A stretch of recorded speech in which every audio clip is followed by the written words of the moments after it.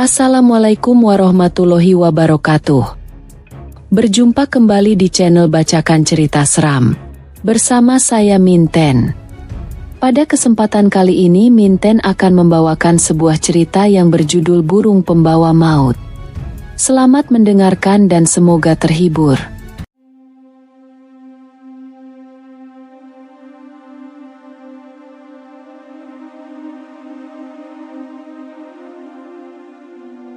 Hari menjelang maghrib saat aku hampir selesai memungut singkong hasil panen di kebunku. Suara burung nyaring terdengar, membuatku jadi merinding. Burung yang biasa disebut burung pembawa maut oleh masyarakat di sini. Bukan tanpa alasan para warga menyebutnya si pembawa maut, karena setiap burung itu berbunyi pasti akan disusul dengan sebuah berita kematian. Sebuah perkampungan yang masih sangat kental dengan segala mitos dan hal mistis, inilah tempat tinggalku. Mas, burung itu, ucap Mira, istriku. Raut wajahnya berubah menjadi tegang. Tangannya tergesa memungut singkong-singkong yang kami cabut, lalu memasukkannya dengan asal ke dalam karung. Hust, aku menempelkan jari telunjuk ke bibirku, sebagai kode agar Mira tidak lagi banyak bicara. Kita pulang saja. Sisanya lanjutkan besok, ajakku. Mira mengangguk. 2 karung singkong aku naikkan ke atas gerobak, kamu ikut naik saja, Dek. Mira menggeleng. Aku ikut dorong saja, Mas. Biar cepat sampai. Akhirnya aku bergegas mengalungkan ban bekas yang ada di bagian depan gerobak, menggenggam erat kedua pegangannya dan langsung menarik gerobak. Melewati kebun yang luas milik warga setempat. Jalan setapak yang sulit dilalui karena tidak ada penerangan. Weak, weak, weak. Suara burung itu terdengar lagi dari kejauhan, membuat suasana menjadi semakin seram. Suara adzan maghrib berkumandang. Dari kejauhan sudah nampak lampu mushola yang berada di ujung kampung. Pertanda kami akan segera memasuki perkampungan. Baru pulang, Mas Anto? Tanya Pak Aman yang sepertinya sudah bersiap untuk salat di mushola. Iya ini Pak. Berangkatnya kesorean tadi. Aku menjawab sembari menghentikan langkah. Kami permisi dulu, sambungku. Aku dan Mira bergegas melanjutkan langkah kami. Hei, jangan main air. Aku menoleh, dan melihat Pak Aman yang sepertinya tengah memarahi segerombol anak yang bermain air di tempat wudhu. Kebiasaan anak-anak, sangat senang bermain ciprat-cipratan air saat wudhu. Bahkan anak Pak Aman sendiri juga sering kena marah bapaknya karena sering bermain air di mushola. Pak Aman adalah salah satu pengurus mushola, memang sudah tugasnya menegur siapapun yang dianggap membuat gaduh. Bahkan anaknya sendiri. Tidak terasa, aku dan Mira telah sampai di rumah sederhana kami. Mas, aku mandi duluan ya? Pamit Mira saat aku masih menurunkan karung singkong dari gerobak. Oh ya, jangan lupa teh panas buat Mas ya? Sembari menunggu teh pesananku, aku meneguk sisa air dalam botol yang ku bawa ke kebun tadi untuk sedikit mengurangi rasa hausku. Tiupan angin berhembus kencang, menerpa wajah dan membuat sekujur tubuhku mendadak terasa dingin. Aku bergidik, mencoba mengabaikan perasaan aneh yang tiba-tiba hinggap. Melanjutkan aktivitasku memilah singkong-singkong yang baru saja ku panen. Untuk singkong yang berukuran besar, biasanya akan aku jual ke pengrajin keripik yang ada di dekat rumahku. Sementara singkong-singkong yang berukuran kecil akan kami manfaatkan sendiri. Biasanya aku dan Mira akan merebusnya dan mengkonsumsinya sebagai pengganti nasi. Ini Mas tehnya. Mira keluar dengan membawa segelas besar teh yang masih mengepul. Mira meletakkan gelas teh di resbang, lalu ia duduk di sebelahnya. Innalillahi wa innalillahi rojiun. Berita duka cita, telah meninggal dunia nama Dion bin Aman. Pengumuman dari pengeras suara mushola membuat aku dan Mira saling pandang. Mencerna siapa orang yang namanya disebutkan tadi. Innalillahi, anaknya Pak Aman Mas. Tanya Mira dengan raut tak percaya. Bukan hanya Mira, aku pun sama terkejutnya. Bukankah tadi anak Pak Aman ada di mushola? Entah kebetulan atau memang benar, tetapi setiap burung itu berbunyi akan selalu disusul sebuah berita kematian. Mira duduk di tepi ranjang, saat aku selesai menunaikan 3 rakaat wajibku. Dek, kamu di rumah saja ya? Biar Mas yang ke rumah Pak Aman. Ucapku sembari melipat sajadah dan menyimpannya di meja kecil dekat jendela kamar. Tapi Mas, Mira menggantung ucapannya. Kenapa? Aku takut di rumah sendirian. Tapi mungkin kita akan pulang menjelang subuh, bagaimana? Sejenak Mira nampak berpikir, sampai akhirnya ia mengangguk. Tapi kalau nanti kamu ngantuk, Mas antar pulangnya? Lagi, Mira mengangguk. Akhirnya kami memutuskan segera berangkat ke rumah duka. Istri Pak Aman bekerja di luar kota, dan sepertinya itu yang menjadi sebab jenazah anaknya tidak langsung dimakamkan. Menurut pengumuman dari pengeras suara mushola, jenazah akan dikebumikan esok hari. Sepanjang jalan hawa dingin membuat suasana terasa mencekam. Semua pintu rumah warga tertutup rapat. Seperti tidak ada tanda kehidupan di kampung ini. Mas, kok sepi banget ya? Tanya Mira. Iya, Dek. Mungkin semuanya sudah ada di rumah Pak Aman. Mira mengetatkan pelukannya pada lenganku. Kenapa, Dek? Tanyaku heran. Mira seperti orang yang ketakutan, tangannya mencengkeram kuat lenganku, dengan wajah yang ia sembunyikan di balik bahuku. Kalau jalannya begitu, nanti kita bisa kesandung. Mira bergeming, nafasnya tersengal seiring langkah yang ia percepat. Aku sedikit kesal karena aku seperti terseret oleh Mira. Mira tetap diam, ia tidak menjawab pertanyaanku. Weak, weak, weak. Jantungku seperti hendak melompat dari tempatnya saat mendengar suara si pembawa maut. Kaget dan takut. Tentu saja. Jalan yang sepi dan gelap karena sedikitnya penerangan, ditambah dengan datangnya suara yang paling ditakuti warga kampung. Tidak terkecuali aku dan Mira. Aku tidak bisa menatap wajah Mira, karena sepanjang jalan ia menundukkan kepalanya. Jarak yang kami tempuh terasa sangat lama, padahal rumahku dan rumah Pak Aman tidak begitu jauh. Hingga akhirnya kami sampai di pelataran rumah Pak Aman. Tidak begitu ramai. Hanya beberapa orang laki-laki yang berkerumun duduk di kursi kayu panjang yang berada di halaman rumah. Selesai menyalami semua tetangga yang ada di luar rumah Pak Aman, aku mengajak Dina masuk ke dalam. Wajah-wajah sembab menyambut kedatangan kami. Pak Aman nampak terduduk di pojok ruangan. Isaknya tak terdengar, namun mulutnya terus saja meracau. Menyebut-nyebut nama anaknya. Di dekat pembaringan jenazah ada Mbak Ayu, adik ipar Pak Aman. Bahu Mbak Ayu nampak naik turun, begitu jelas ada tangis tertahan di sana. Sesekali Mbak Ayu membenarkan api pada lentera yang ada di meja. Lentera sederhana, yang dibuat sendiri dengan minyak goreng berwadah piring, dan kapas yang dipilin sebagai sumbu. Tidak lupa sebuah uang logam yang digunakan untuk menindih ujung kapas, agar tidak tenggelam ke dalam minyak. Lentera harus terus dijaga agar tetap menyala hingga fajar tiba. Setelah menyalami tuan rumah, dan menyampaikan duka cita kami atas meninggalnya anak Pak Aman, aku dan Mira yang hendak duduk dikagetkan dengan padamnya lampu. Suara khas box listrik yang anjlok terdengar bersamaan dengan lampu rumah Pak Aman yang padam. Gelap, menyisakan cahaya lentera di meja dekat pembaringan jenazah. Wah, tidak bisa ini, seru seseorang di luar yang mencoba agar listrik kembali menyala. Mira semakin erat memeluk lenganku, coba ganti skringnya, saran seseorang.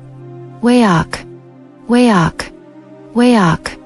Suara burung itu lagi. Semua orang terdiam, tidak ada yang berani bersuara. Aku merasakan tubuh Mira menggigil ketakutan. Tidak lama seseorang masuk dengan senter. Seakan mencari sesuatu, senter yang ia bawa diarahkan ke sisi dinding. Nah itu, ucapnya entah kepada siapa. Sebuah kotak hitam kecil, dengan benda bulat putih di tengahnya. Laki-laki itu mendekat, diputarnya benda berwarna putih itu. Mencopotnya, lalu mengganti dengan yang baru, gegas beliau keluar dan tidak lama lampu pun kembali menyala. Lega rasanya, karena ruangan ini kembali terang. Tubuh Mira berangsur normal, tidak lagi gemetar. Tiba-tiba tiupan angin yang cukup kencang menyeruak masuk ke dalam ruangan. Weak, weak, weak. Suara burung itu kembali terdengar membuat suasana menjadi semakin menakutkan. Bertambah mencekam seiring dengan padamnya lampu dan lentera secara bersamaan. Dalam gelap aku tersentak kaget, kurasakan tubuh Mira ambruk di pangkuanku. Tanganku coba meraba, meraih tubuh Mira. "Dek," panggilku. Hanya rambut Mira yang teraba oleh tanganku. Sampai akhirnya aku menyentuh wajah Mira. "Dek," panggilku lagi. Mira tidak menyahut. Ku tahu pasti Mira kini dalam keadaan tidak sadarkan diri, panik, tentu saja. Namun aku masih sadar tempat di mana kini aku berada. Rasanya tidak mungkin jika aku harus berteriak. Aku terus menepuk-nepuk pipi yang ada di pangkuanku, berusaha menyadarkannya. Yang aku tahu Mira memang sangat takut gelap, meski biasanya tidak sampai pingsan. Semoga saja lampu segera menyala, dan Mira lekas sadarkan diri. Alhamdulillah, semua orang serentak mengucap syukur saat lampu berhasil dinyalakan. Begitupun aku, sembari mendongakkan kepala menatap bohlam kecil yang kini kembali bercahaya. Astagfirullah. Mira kenapa pingsan? Seru seseorang yang baru saja masuk. Spontan ku alihkan pandangan ke arah pahaku. Dek. Aku beringsut mendekati Mira yang kini tersungkur di lantai. Terkejut dan panik. Bagaimana bisa? Mira jatuh bukan ke arahku. Lalu siapa yang tadi berada di pangkuanku? Dek. Panggilku keras. Ku guncangkan bahunya, berharap Mira segera sadar. Akhirnya, setelah mendapat bantuan dari beberapa orang yang coba menyadarkan Mira, dengan mengoleskan minyak kayu putih ke hidung Mira. Kini Mira mulai tersadar. Matanya nampak mengerjap. Dek, panggilku lirih. Bawa pulang saja, Mas. Takut ada apa-apa, ucap seseorang. Akhirnya aku menyetujui saran dari salah satu pelayat tersebut, untuk segera membawa Mira pulang ke rumah. Dengan diantar beberapa orang, akhirnya aku dan Mira telah sampai di rumah. Ku papah Mira masuk ke dalam kamar, lalu memintanya berbaring. Mas ambilkan minum dulu ya, Dek. Saat aku hendak beranjak, tangan Mira mencekal lenganku. Dengan wajah sendu, Mira menggeleng seakan memintaku untuk tidak meninggalkannya. Akhirnya aku putuskan untuk kembali duduk di sisi Mira. Adek kenapa? Tanyaku. Takut, Mas. Jawabnya dengan suara bergetar. Takut apa? Apa adek lihat sesuatu? Sejenak Mira terdiam, seakan ada yang ia pikirkan. Dek, panggilku. Mira seperti tengah melamun. Bahkan saat tanganku mengusap pelan lengannya, ia sedikit berjingkat. Aku takut, Mas. Aku lihat banyak bayangan hitam terbang di atas rumah-rumah warga. Aku berusaha mencerna ucapan Mira. Bayangan hitam berterbangan di langit kampung? Pertanda apa ini? Aku bergidik ngeri, tidak sanggup membayangkan hal buruk apa yang akan menimpa warga kampung ini. Weak, weak, weak. Mas, Mira menjerit sembari membaur ke pelukanku. Tubuhnya bergetar, ketakutan.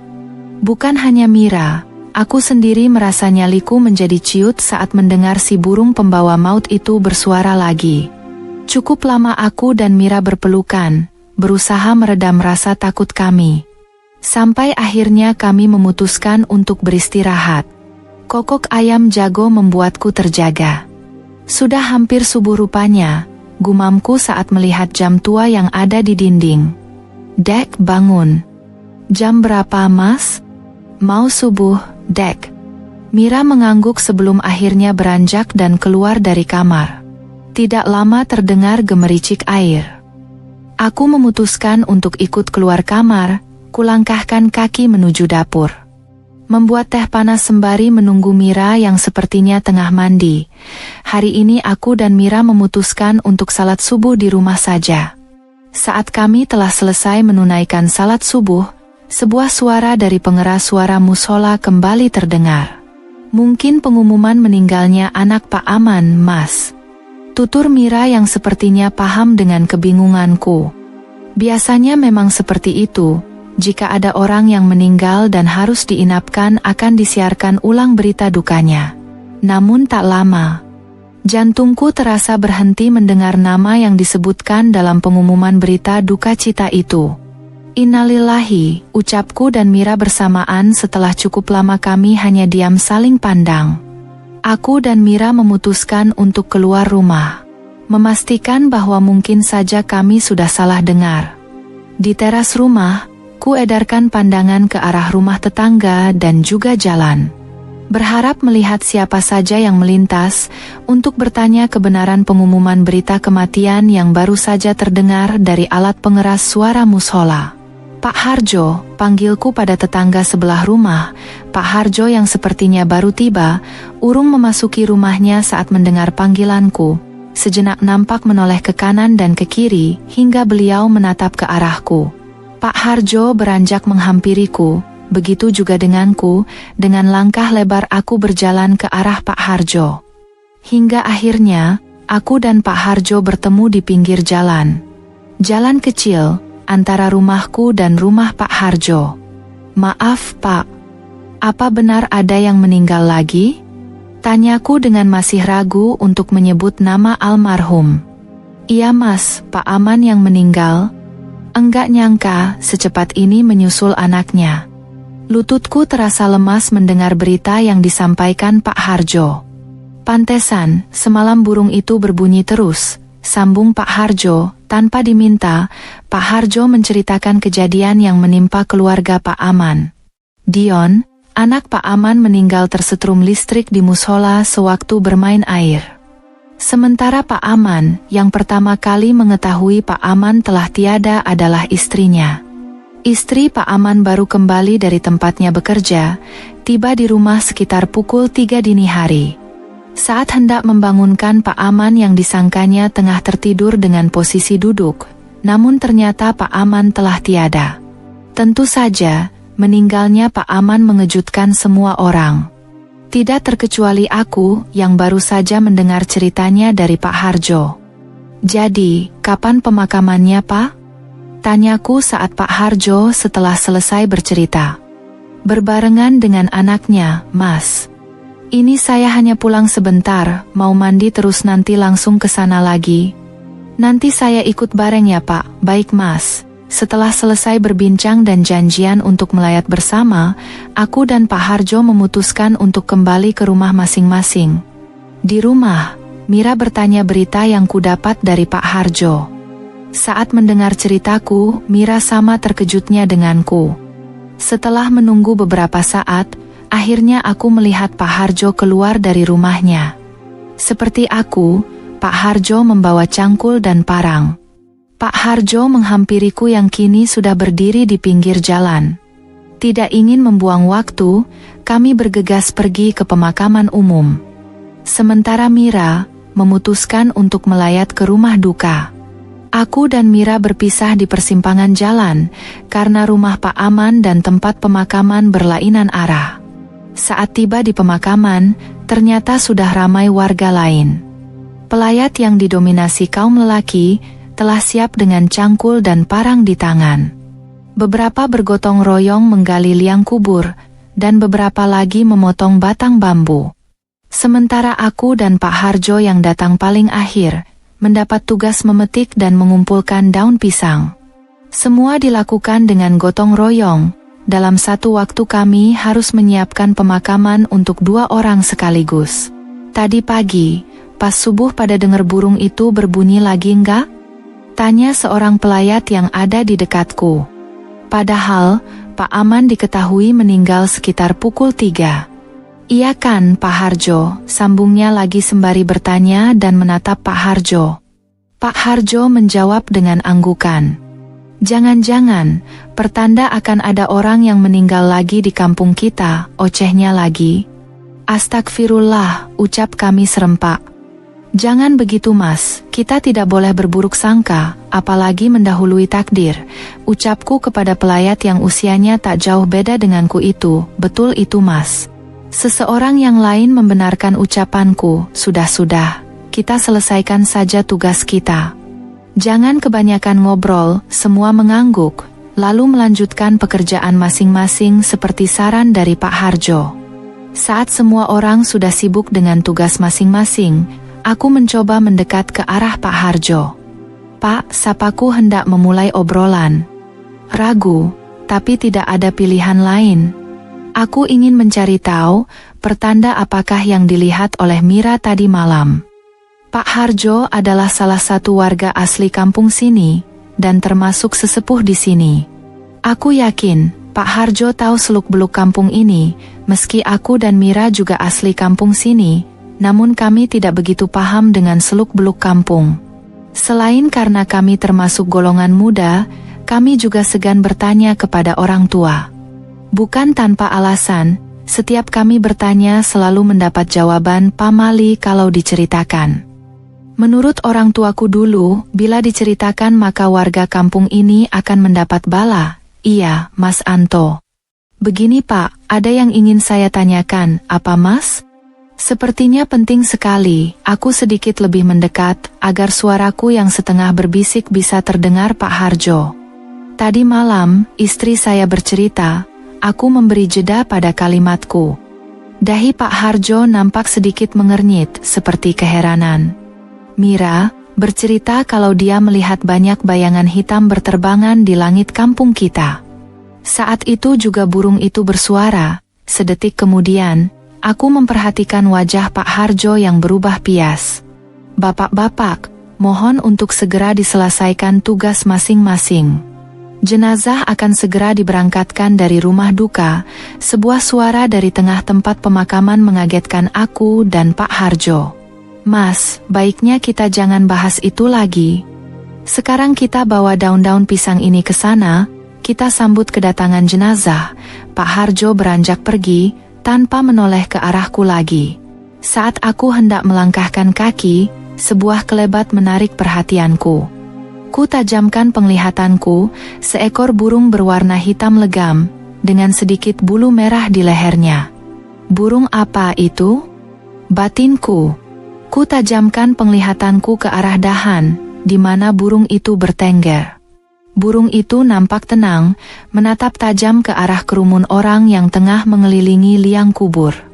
Mas, sini, aku tersentak, dan seketika menoleh ke arah sumber suara. Pak Harjo melambaikan tangan ke arahku, seakan memintaku untuk berkumpul dengan yang lainnya.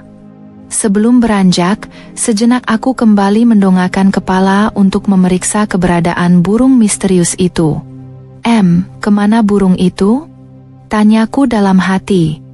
Burung itu sudah tidak ada di tempat semula, entah pergi kemana.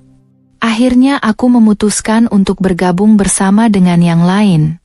Tidak lama berselang, iringan yang membawa 2 keranda sudah nampak di kejauhan. Kami bersiap untuk menyambut dan menyelesaikan prosesi pemakaman almarhum Pak Aman dan anaknya. Semua berjalan dengan lancar, tanpa ada kendala. Setelah semuanya selesai, para pelayat membubarkan diri dan kembali ke rumah masing-masing. Saat keluar dari area pemakaman, ku menyapukan pandangan ke segala sudut. Mencari keberadaan istriku, Mira. Nihil, aku tidak menemukannya. Sepertinya Mira tidak ikut ke pemakaman, batinku. Akhirnya aku putuskan untuk segera kembali ke rumah. Aku berjalan bersama beberapa warga yang lain. Namun aku tidak menemukan Pak Harjo. Sepertinya beliau sudah pulang lebih dulu. Di sepanjang perjalanan banyak yang membicarakan perihal burung misterius itu. Kebanyakan dari mereka sama sepertiku yang tidak tahu banyak tentang kejadian mistis yang sering menimpa warga kampung kami. Entah mengapa setiap burung itu bersuara selalu diikuti dengan berita kematian. Katanya jika ingin selamat dari tulah burung itu, siapa saja yang didekati burung itu harus pergi sejauh mungkin dari kampung ini. Aku terpaku mendengar penuturan salah seorang warga. Maksudnya, Mas? Tanyaku, penasaran. Maksudnya, kalau kita melihat atau mendengar burung itu ada di dekat kita, kita harus segera meninggalkan kampung ini. Kalau tidak, jawabnya. Kalau tidak, kenapa Mas? Tanya seorang yang lain. Beberapa pasang mata tertuju pada Mas Bima, si empunya cerita. Kalau tidak, orang itu akan meninggal. Mas Bima melanjutkan ceritanya. Tapi Mas, bukannya tidak ada yang tahu pasti, seperti apa rupa burung itu? Tanyaku semakin penasaran. Seperti aku, begitu juga yang lain, menatap Mas Bima dengan antusias. Cerita yang sebenarnya tabu untuk kami obrolkan, namun begitu memancing rasa penasaran kami semua. Entah bagaimana kebenaran cerita yang dibawa oleh Mas Bima. Sejauh apapun pergi, tidak ada yang mampu melarikan diri dari ajal. Sebuah suara mengagetkan kami. Kami semua menoleh ke sumber suara. Pak D, gumam Mas Bima, Pak Harjo, saya kira sudah pulang duluan Pak? Ucapku. Belum, Mas. Bima dan semuanya, sebaiknya kita jangan membicarakan soal ini lagi. Pak Harjo berbicara tanpa menghentikan langkahnya. Saat ku perhatikan, Pak Harjo nampak berjalan pincang. Kakinya kenapa Pak? Tanyaku. Aku merasa penasaran karena seingatku, saat berangkat tadi kaki Pak Harjo nampak baik-baik saja. Oh, ini Mas, ini hanya kecucuk bonggol kayu Mas. Pak Harjo menunjukkan telapak kakinya. Nampak serpihan kayu masih menancap di kaki, tidak besar hanya seukuran lidi. Harus segera dibersihkan itu, Pak D.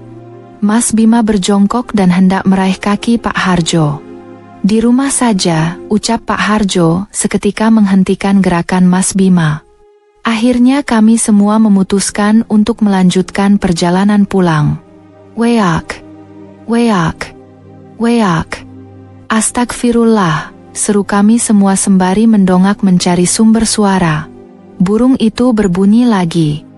Tentu saja membuat nyali kami seketika menjadi ciut.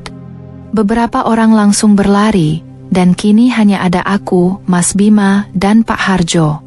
Meski kami juga kian mempercepat langkah kami. Tidak ada yang bersuara hingga kami sampai ke rumah. Saya duluan, Pak. Assalamualaikum, pamitku saat hendak memasuki pekarangan rumah. Setibanya di teras, berulang kali aku mengucap salam namun tidak ada jawaban. Kriet. Derit pintu terdengar saat aku mencoba menarik gagang pintu. Tidak dikunci, berarti Mira sudah pulang. Aku membatin sembari bergegas masuk ke dalam rumah. Ku langkahkan kaki ke setiap ruangan yang ada. Ruang tamu, ruang tengah, dan kamar, semuanya nihil. Kemana Mira, gumamku, saat hendak keluar dari kamar, mataku menangkap sesuatu. Seperti sepasang kaki yang terbujur di sudut kamar.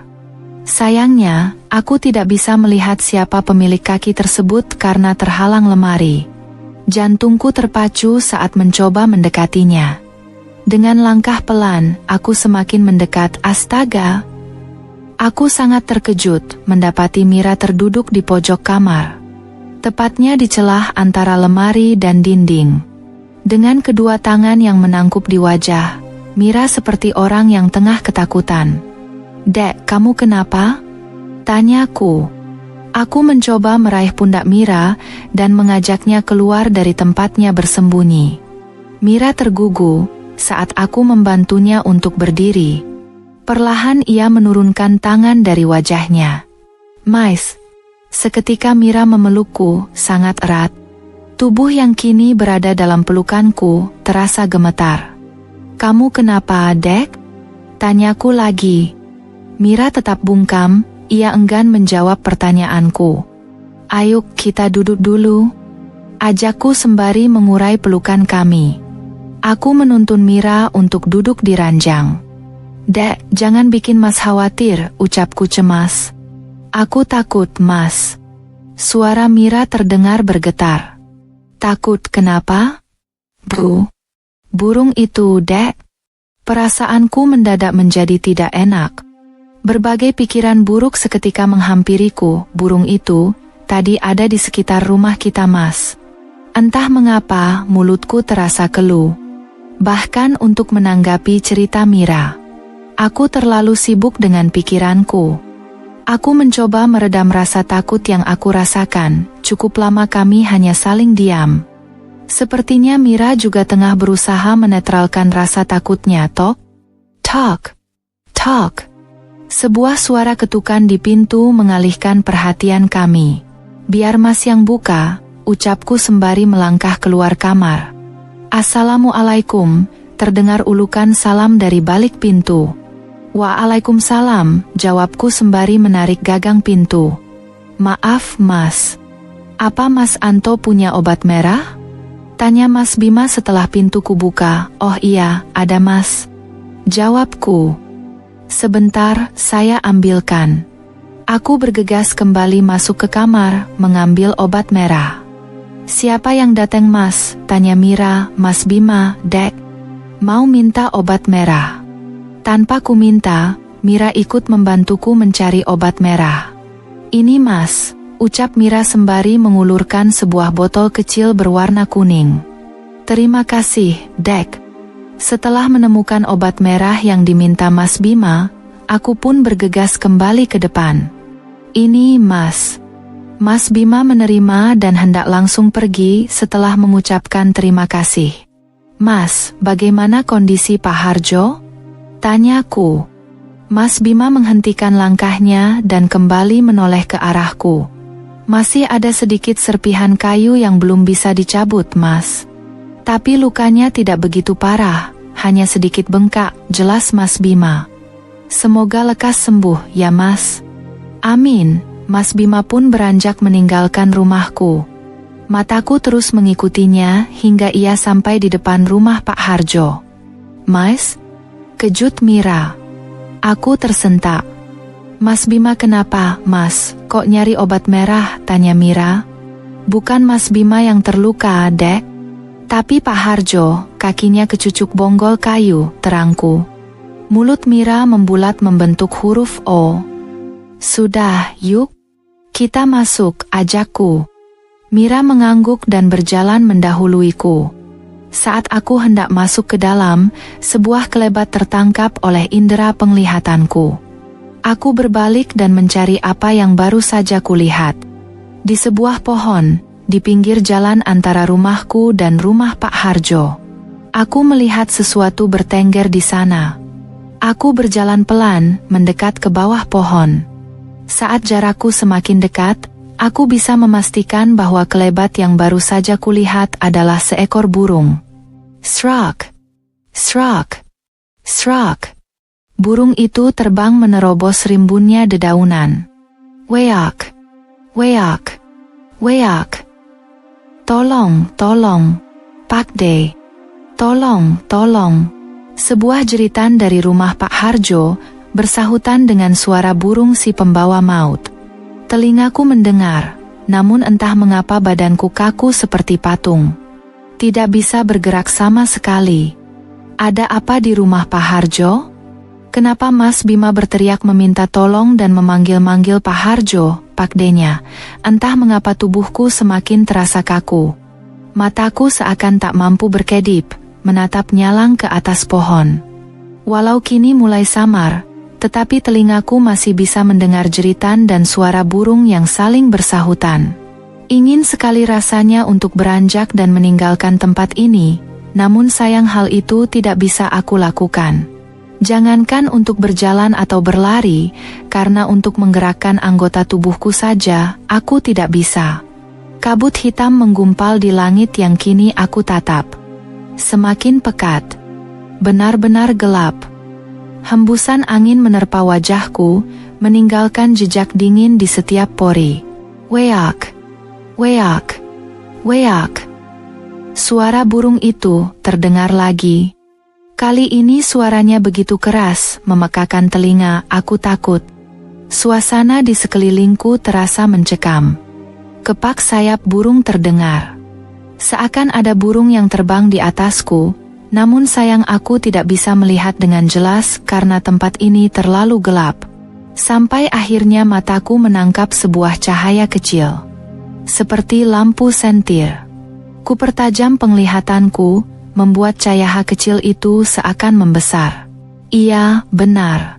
Itu sebuah sentir yang menempel di dinding.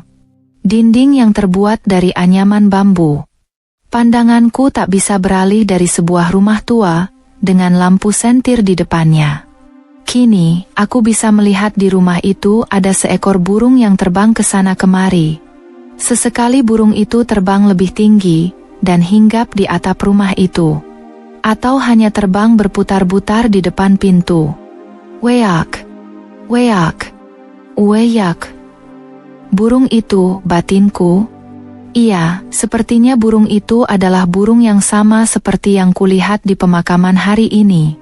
Burung yang selama ini ditakuti warga. Jantungku berdegup sangat kencang ketika menyadari burung itu terbang ke arahku. Ak! Jeritku tanpa suara saat burung itu menyambar wajahku. Refleks, aku menutup mataku rapat-rapat. Mais. Ak. Jeritku sekuat tenaga saat aku merasakan sebuah tepukan di pundakku. Semua pemandangan menyeramkan itu seketika menghilang. Mas Anto. Kejut seseorang dari balik punggungku. Aku menoleh dan melihat Mas Bima dengan raut kebingungan menatap ke arahku. Mas Bima, Mas Anto kenapa, mau maghrib kok masih di luar? Jawabku menggantung. Mas Bima semakin memerhatikanku dengan raut kebingungan. Oh, iya Mas, kenapa tadi Mas Bima berteriak? Tanyaku penasaran sekaligus ingin mengalihkan pembicaraan. Teriak? Siapa yang teriak, Mas? Mas Bima malah balik bertanya dengan kening yang berkerut. Dari wajahnya, Mas Bima benar-benar seperti orang yang kebingungan. Mungkin saat ini ekspresi kami terlihat sama. Mungkin saya salah dengar. Ucapku. Mas Bima mengangguk. Oh, iya Mas, ini obat merahnya. Terima kasih. Mas Bima mengulurkan botol berwarna kuning kepadaku. Bagaimana kondisi luka Pak Harjo, Mas? Alhamdulillah, serpihan kayunya sudah bisa diambil. Alhamdulillah, Mas Bima langsung beranjak setelah mengucapkan terima kasih. Tidak ingin kejadian menyeramkan seperti tadi terulang lagi, akhirnya aku pun bergegas masuk ke dalam rumah. Kini, malam semakin larut. Aku dan Mira memutuskan untuk beristirahat. Tidak butuh waktu lama untuk Mira bisa terlelap, berbeda denganku yang masih terjaga. Otakku terus memikirkan apa yang baru saja aku alami. Kepalaku sampai terasa sakit. Entah pada pukul berapa akhirnya aku bisa terlelap. Rasanya baru sebentar mata ini terpejam, namun aku harus terbangun saat Mira tiba-tiba membangunkanku. Mas, bangun, ayo lihat, itu di rumah Pak Harjo ramai orang. Mira nampak begitu panik. Berulang kali aku mengerjap, mencoba mengembalikan kesadaran. Kukucek mata yang masih terasa berat untuk kubuka. Mas buruan ke sana, ucap Mira sembari menunjuk arah rumah Pak Harjo. Mira semakin tidak sabar menungguku. Ia menarikku untuk segera beranjak dari tempat tidur. Setelah aku dan Mira berada di teras rumah kami, aku baru menyadari bahwa kini matahari sudah meninggi. Pak Harjo kenapa, Dek? Tanyaku bingung, ku edarkan pandangan, melihat ke sekeliling rumah. Memang benar kini banyak orang yang berdatangan ke rumah Pak Harjo. Apa yang terjadi dengan Pak Harjo, bagaimana ini? Bisa-bisa Pak Harjo tidak tertolong. Iya, apalagi suara burung itu terus-terusan kedengaran di sekitar sini. Beberapa suara yang sempat aku dengar saat hendak melangkah ke dalam pekarangan rumah Pak Harjo. Banyak warga sudah berkumpul. Beberapa ada yang hanya duduk-duduk di bawah pohon, dan beberapa yang lainnya ada di dalam rumah. Ayo, Pak De, kita harus segera meninggalkan tempat ini. Seru seseorang yang kuyakini adalah Mas Bima. Assalamualaikum, ucapku. Waalaikumsalam, serempak. Semua orang yang ada di rumah Pak Harjo menjawab salamku. Bagaimana kabar Pak Harjo? Tanyaku setelah Pak Harjo mempersilahkanku duduk di dekatnya. Saya tidak apa-apa Mas, Pak Harjo menjawab sembari tersenyum. Tidak apa-apa. Bagaimana Pak De? Kaki Pak De semakin membengkak dan Mas Bima menggantung ucapannya. Dan, apa Mas? Tanyaku penasaran. Mas Bima tidak menjawabku, beliau seketika bersimpuh di pangkuan Pak Harjo. Tadi, menjelang subuh, Mas Bima melihat seekor burung bertengger di jendela kamar Pak Harjo Mas. Tidak lama setelah burung itu terbang, terdengar suara burung pembawa maut itu. Jelas seorang warga. Bima mohon Pak De ikut sama Bima, kita pergi jauh dari kampung ini. Tidak ada yang bisa lari dari maut, Bim. Sekalipun kita pergi ke ujung dunia, bila ajal telah tiba kita tidak bisa menolak. Tapi, Pak De, Mas Bima berteriak sembari bangkit dari hadapan Pak Harjo. Bima dan yang lain, bolehkah saya minta tolong agar tinggalkan saya berdua dengan Mas Anto? Ada yang ingin saya bicarakan berdua dengannya, ucap Pak Harjo. Tapi kenapa Pak De? Ada apa? Tanya Mas Bima. Mas Bima nampak terkejut dengan permintaan Pak Harjo, meski akhirnya mengikuti yang lain. Meninggalkan aku berdua dengan Pak Harjo. Ada yang bisa saya bantu, Pak Harjo? Tanyaku memulai obrolan. Ada beberapa hal yang ingin saya bicarakan Mas. Saya harap Mas Anto mau membantu saya untuk merahasiakan ini dari orang lain. Apa itu Pak Harjo? Saya tidak bisa berjanji, namun saya akan berusaha untuk menjaga rahasia. Pak Harjo mengangguk sembari tersenyum. Tatapannya seakan menerawang. Aku berusaha menyimak setiap cerita yang mengalir dari bibir Pak Harjo. Istri Mas Anto terlahir istimewa, Mas. Penglihatannya tempo hari adalah wujud dari karunia Tuhan. Pak Harjo menjeda ucapannya, tarikan nafasnya terdengar dalam. Orang tua dulu percaya, jika seseorang melihat banyak bayangan hitam di langit maka akan ada bala. Tidak semua orang bisa melihat dan mengetahui. Hanya orang istimewalah yang diberi penglihatan, sambung Pak Harjo. Tapi kenapa istri saya, Pak? Untuk apa Mira diberi keistimewaan itu? Tanyaku. Untuk mengingatkan yang lain, Mas. Agar senantiasa mendekatkan diri kepada Sang Pencipta. Jelas Pak Harjo, aku masih tidak bisa mencerna maksud dari ucapan Pak Harjo.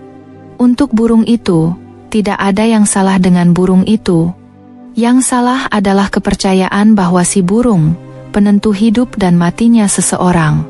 Itu salah, karena kematian adalah ketetapan Sang Pencipta. Terang Pak Harjo.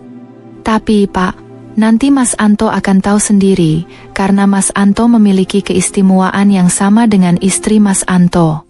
Weak. Weak. Weak. Astagfirullah, sebuah suara yang kutakuti terdengar. Mungkin hanya aku yang terkejut, sementara Pak Harjo nampak biasa saja. Shriek. Sebuah suara menarik perhatian kami berdua. Nampak seekor burung hinggap di dahan pohon dekat jendela rumah Pak Harjo.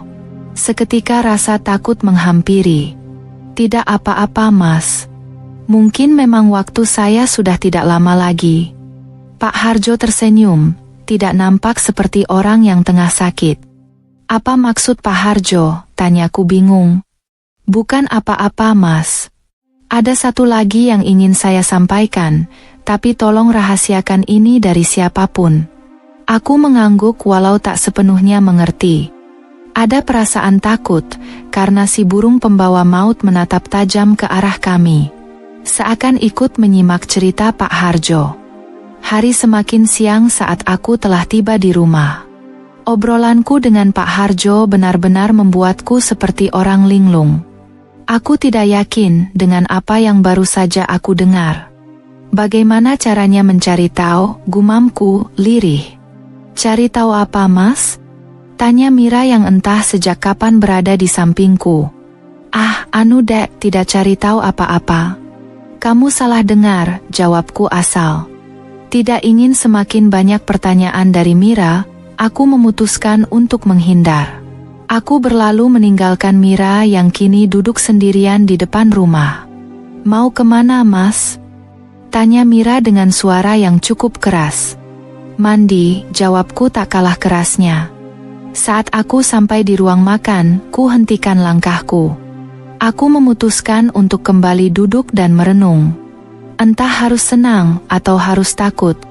Kenyataan bahwa bukan burung itu yang menjadi sebab kematian seseorang, namun burung itu hanya memberi pertanda. Entahlah, aku sendiri tidak berani menyimpulkan.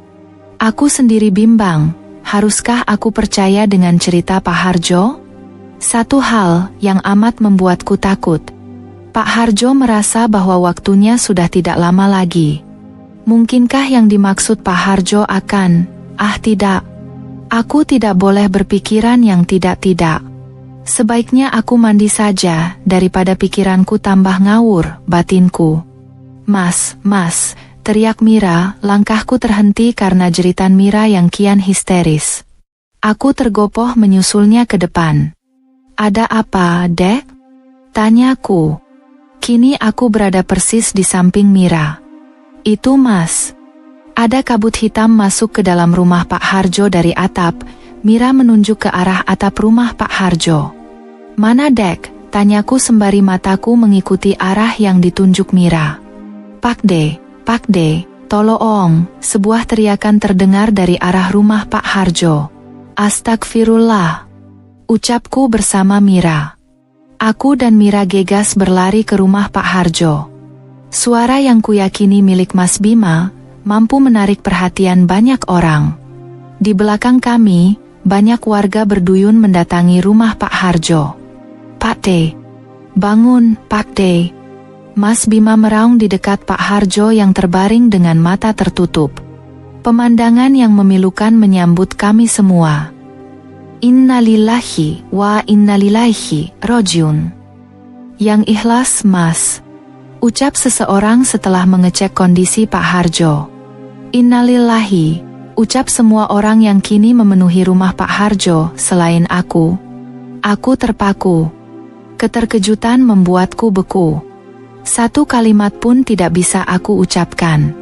Bagaimana bisa? Belum ada 1 jam yang lalu aku selesai berbincang dengan Pak Harjo. Kenapa tiba-tiba beliau meninggal? Semua kuasa Tuhan, Mas. Sebuah suara misterius tertangkap indera pendengaranku. Merinding menjalari seluruh tubuhku. Hawa dingin mendadak menyelimuti, membuat suasana kian haru terasa.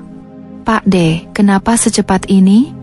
Tanya Mas Bima di depan jenazah Pak Harjo. Mas Bima memang hanya keponakan Pak Harjo, namun semua orang tahu betapa Mas Bima sangat menyayangi Pak De-nya. Pak Harjo merawat Mas Bima sedari Mas Bima kecil. Mas Anto, Pak De kenapa bisa begini? Jelaskan Mas Anto. Apa yang sudah terjadi? Tanya Mas Bima dengan wajah penuh cucuran air mata. Pertanyaan Mas Bima menyentakku, menyadarkanku yang sedari tadi hanya mematung. Saya tidak tahu, Mas. Apa yang kalian obrolkan? Maaf, Mas. Wasiat almarhum, saya harus merahasiakannya dari siapapun, jelasku. Mas Bima nampak belum puas mendengar jawabanku. Sudah, Mas, sudah. Tidak baik ribut di depan jenazah. Seorang warga mencoba menengahi. Membuat Mas Bima akhirnya berhenti bertanya. Sebaiknya segera siapkan untuk prosesi pemakaman almarhum, mumpung hari masih terang. Ucap salah seorang lagi. Kami pun menyetujui. Beberapa orang kaum laki-laki menyiapkan untuk tempat memandikan jenazah. Beberapa yang lain pergi ke tempat pemakaman umum, untuk mengurus penggalian kubur dan yang lainnya. Sementara beberapa orang kaum perempuan, mulai sibuk menyari bunga. Beberapa jenis bunga yang nantinya akan dirangkai dan dijadikan hiasan keranda. Sementara aku menyiapkan tikar dan beberapa kursi untuk pelayat nantinya. Mas Bima tidak beranjak dari sisi pembaringan jenazah. Nampak begitu jelas raut kesedihan di wajah Mas Bima. Air mata tanpa henti mengalir, membasahi pipi Mas Bima. "Mas, kita butuh kain jarik," ucap salah seorang yang bertugas menyiapkan keranda. "Ambil saja di lemari, kamar belakang." Suara misterius itu terdengar lagi. Sangat lirih, namun mampu membuatku bergidik ngeri. Aku menoleh ke kanan dan ke kiri, namun nihil. Semua orang nampak hilir mudik, sibuk dengan tugasnya masing-masing. "Mas Bima, maaf, ibu ini bilang butuh jarik," ucapku pelan. "Saya tidak tahu, Mas Anto. Apa Pak D punya simpanan jarik?" "Mas Anto kan tahu, Pak D hanya tinggal sendiri," jelas Mas Bima. Mas Bima memang tidak lagi tinggal serumah dengan Pak Harjo. "Maaf, apa saya boleh mencari ke kamar belakang Mas? Siapa tahu di sana ada." "Boleh, Mas." "Silahkan." Akhirnya aku dan ibu yang meminta jarik memutuskan untuk segera mencari ke kamar belakang. Saat kami telah berada di depan pintu, kebingungan kembali melanda. Pintunya terkunci. Kuncinya ada di sela lubang ventilasi. Suara misterius itu lagi. Suara yang sepertinya hanya aku yang mendengar. Dengan sedikit berjinjit, aku mencoba mengapai setiap sela pada lubang ventilasi.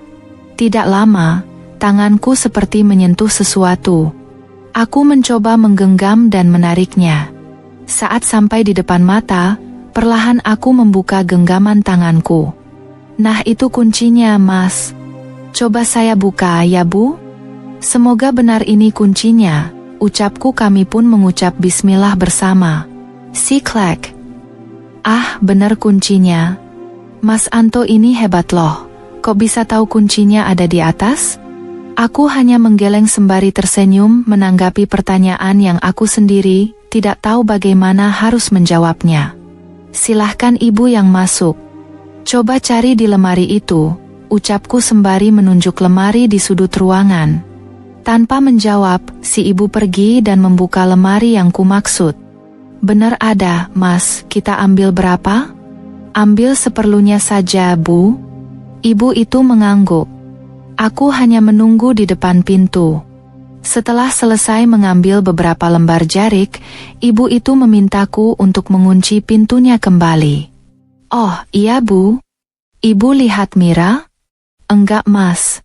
Setelah menjawab singkat pertanyaanku, ibu itu pergi. Aku seketika diliputi perasaan cemas. "Kemana Mira?" Sebenarnya aku ingin kembali ke rumah, sekedar memastikan keberadaan Mira. Namun urung kulakukan, karena di sini masih banyak yang memerlukan bantuanku. Matahari kian condong ke barat, saat kami semua bersiap untuk mensucikan jenazah. Semua berjalan lancar, hingga adzan asyar berkumandang. Beberapa pelayat memutuskan untuk pergi ke masjid, sementara beberapa lagi tetap tinggal, menyelesaikan tugas mengkafani jenazah. Aku yang tidak kebagian tugas, memutuskan untuk pulang sebentar, memastikan keberadaan dan kondisi Mira. "Dek," panggilku saat sampai di depan rumah. Nampak sepi, namun pintu depan sedikit terbuka. Aku memutuskan untuk segera masuk. Saat aku sampai di depan kamar, sayup aku mendengar suara tangisan.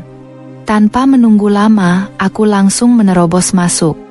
Betapa terkejutnya aku saat kutemui Mira tengah menangis di tengah ranjang sembari memeluk lututnya. "Kenapa, Dek?" tanyaku pelan. "Pak Harjo, Mas," gumamnya, sesekali isakan kembali terdengar. "Sudah, Dek, namanya umur enggak ada yang tahu," hiburku.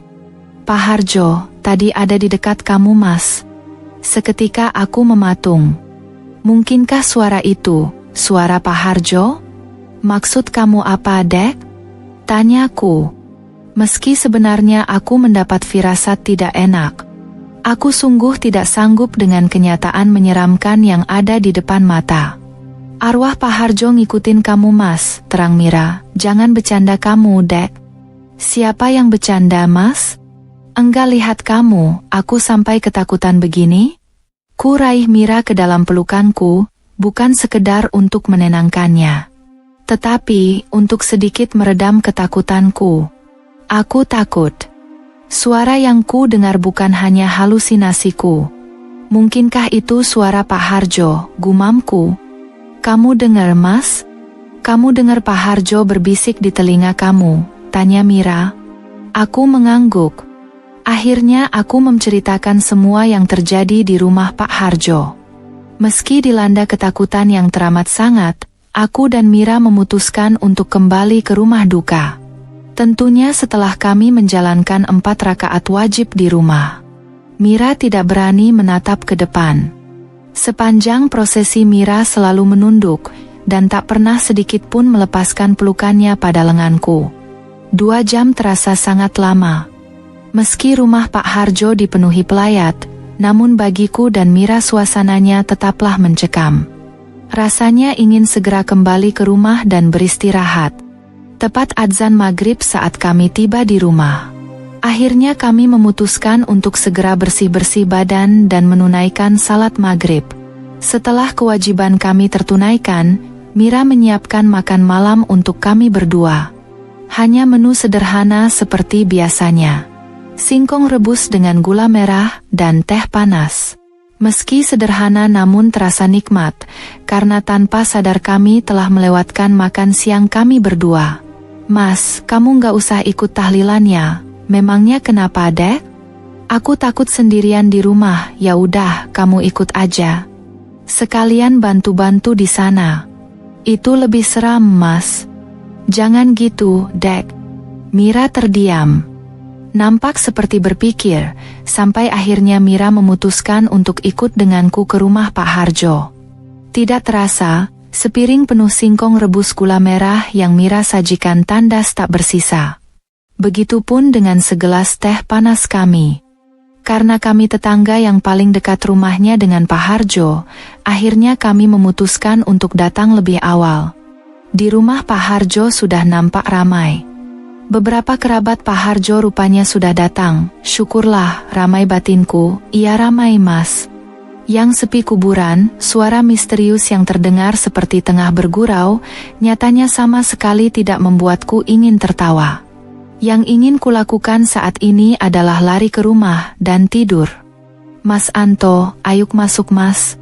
Teguran salah seorang tetangga yang baru saja tiba membuyarkan lamunanku. Ah iya, Pak. Jawabku sekenanya. Mbak Mira kemana, Mas? Ada kok, Mas. Tadi datang sama saya, mungkin sudah masuk duluan. Sebenarnya aku sendiri belum tahu pasti di mana keberadaan Mira. Mungkinkah pulang lagi? Tanyaku dalam hati. Tidak, Mas. Istri Mas Anto tidak melihat saya, jadi tidak kabur. Hi. Suara misterius itu terdengar lagi, kini diiringi tawa yang langsung membuat nyaliku seketika ciut. Pak Harjo, jangan ganggu saya, Pak. Ucapku dalam hati. Tidak, Mas, saya tidak mengganggu. Jangan takut, Mas Anto kan sudah janji mau bantu saya. Jawab sumber suara itu. Dengan susah payah aku menelan ludahku. Tenggorokan terasa sangat kering. Sebelum kejadian menyeramkan seperti ini semakin menjadi, aku putuskan untuk segera bergabung bersama yang lain. Mira nampak tengah membantu ibu-ibu yang lain menyiapkan jamuan untuk para jamaah tahlilan. Tanpa kendala apapun akhirnya acara malam ini selesai, ditutup dengan makan bersama.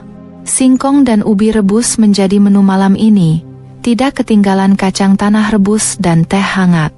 Maklumlah, kami adalah warga pedesaan.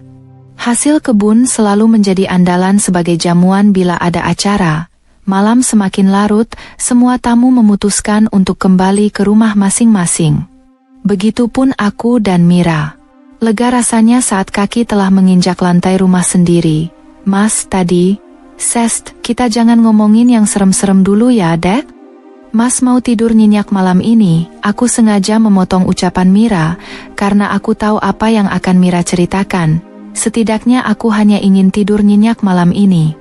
Hari ini benar-benar menguras tenaga dan pikiranku. Hal menyeramkan seakan tidak ada hentinya kutemui. Kini malam semakin larut, aku dan Mira memutuskan untuk segera tidur setelah tidak ada lagi yang harus kami kerjakan. Semua lampu telah Mira padamkan. Hanya sedikit sinar dari luar yang menerobos melewati celah dinding yang berlubang, yang menjadi sumber cahaya. perlahan aku memejamkan mataku. Mata tertutup namun kesadaran tak sepenuhnya menguap. Sayup aku masih bisa mendengar deru angin di luar. Semakin kupertajam pendengaranku, semakin jelas hembusan angin, bahkan semakin terasa hembusannya. Wajahku terasa dingin diterpa angin. Kubuka perlahan mataku, gelap dan tempat asing yang kutemui, di mana aku sekarang, batinku, keraak. Suara ranting yang tak sengaja terinjak kakiku, setitik cahaya menarik perhatianku, tak kuhiraukan rasa sakit di kakiku. Kulangkahkan kaki mendekati sumber cahaya itu. Sebuah kedip lampu sentir yang seakan tidak asing bagiku, lampu yang menempel pada dinding anyaman bambu. Rumah itu, bukankah yang aku lihat tempo hari? Tapi di mana burung itu? Gumamku, iya Mas, itu rumah yang pernah Mas Anto lihat dan burung ini. Sebuah suara mengagetkanku, seketika aku menoleh ke arah sumber suara itu. Pak Harjo. Bagaimana bisa? Aku tergagap, rasa takut seketika hinggap, perlahan aku beringsut mundur. Namun sosok yang amat ku kenal itu kian mendekat, dengan seekor burung bertengger di pundaknya. Pak Harjo mau apa-apa? Tanyaku frustrasi. Mas Anto sudah janji mau bantu saya Mas? Bantu apa Pak? Jujur, aku belum sepenuhnya mengerti bantuan apa yang Pak Harjo maksud. Pak Harjo menganggap bahwa teror burung pembawa maut adalah salah dirinya dan pemilik burung itu sebelum beliau. Hanya Mas Anto yang bisa menghentikan ini semua. Mas, tidak Pak. Tolong jangan ganggu saya. Wak, tidak. Aku berteriak sembari menutup mata saat burung itu terbang dan seakan hendak menyambarku. Tidak, jangan, teriakku, Mas. Sadar Mas. Sebuah suara seakan memanggilku, diiringi dengan guncangan di kedua pundakku, Mas. Teriakan itu semakin kencang terdengar dan mampu membawaku kembali ke alam sadar. Dek Mas mimpi buruk. Keluhku saat wajah Mira menyambutku. Aku mencoba duduk bersandar pada tembok. Minum dulu, Mas. Mira mengulurkan segelas air putih. Aku meminumnya hingga hanya tersisa setengah. Kamu mimpi apa, Mas? Tanya Mira sembari mengambil gelas dari tanganku. Pak Harjo Dek, aku menjawab singkat. Mira bergeming tidak menanggapi ucapanku. Dek, iya Mas, kamu kenapa malah bengong? Aku heran saja Mas. Sebenarnya Pak Harjo mau nunjukin apa sih ke kamu? Kok ganggu kamu terus? Sebenarnya sebelum Pak Harjo meninggal, beliau sempat meminta tolong sama Mas, Dek. Minta tolong apa Mas? Akhirnya aku menceritakan semua obrolanku bersama Pak Harjo. Raut wajah Mira seketika berubah pias. Lalu kita harus gimana Mas? Tanya Mira setelah aku selesai bercerita. Mas juga bingung Dek? Waa. Suara burung itu mengejutkan kami berdua. Kepak sayapnya terdengar sangat jelas, seakan ia terbang di atas atap rumah kami. Lama kami menunggu, namun burung itu sepertinya belum juga pergi dari atas rumah kami. Dengan mengumpulkan segenap keberanian, aku dan Mira akhirnya memutuskan untuk keluar dan melihat langsung. Serius kita mau keluar Mas? Masih jam 2 pagi loh ini? Tanya Mira saat kami sampai di ruang depan. Mira terlihat ragu. Daripada penasaran, Dek? Di dalam juga kita ketakutan kayak gini, dengar suara burung itu terbang? Mira mengangguk. Sebelum keluar, Mira sempat menyambar sapu lidi dan membawanya. Buat apa itu Dek? Buat jaga-jaga, Mas. Kriyeet. Pintu terbuka dan menampakkan kepulan asap yang sangat tebal. Aku dan Mira mencoba mengibas-ibaskan tangan untuk menyingkirkan asap yang menutup pandangan kami. Dadaku rasanya sangat sesak. Meski dengan jarak pandang kami yang terbatas, aku dan Mira tetap melangkah. Mencoba menatap ke atas, namun nihil. Burung itu tidak ada. Sudahlah, kita pulang saja Mas. Akhirnya kami sepakat untuk berbalik arah.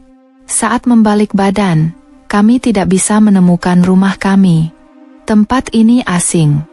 Bagaimana bisa? Aku benar-benar tidak bisa berpikir jernih. Bukan lagi pelataran rumah, namun kini kami berada di tengah hutan. Di mana kita ini, Mas? Tanya Mira. Suaranya bergetar seakan menahan tangis. Mas juga nggak tahu, Dek. Sebaiknya kita jalan saja, usulku. Tapi kemana? Aku menggeleng. Lama kami berjalan, namun rasanya seperti hanya berputar-putar di tempat yang sama.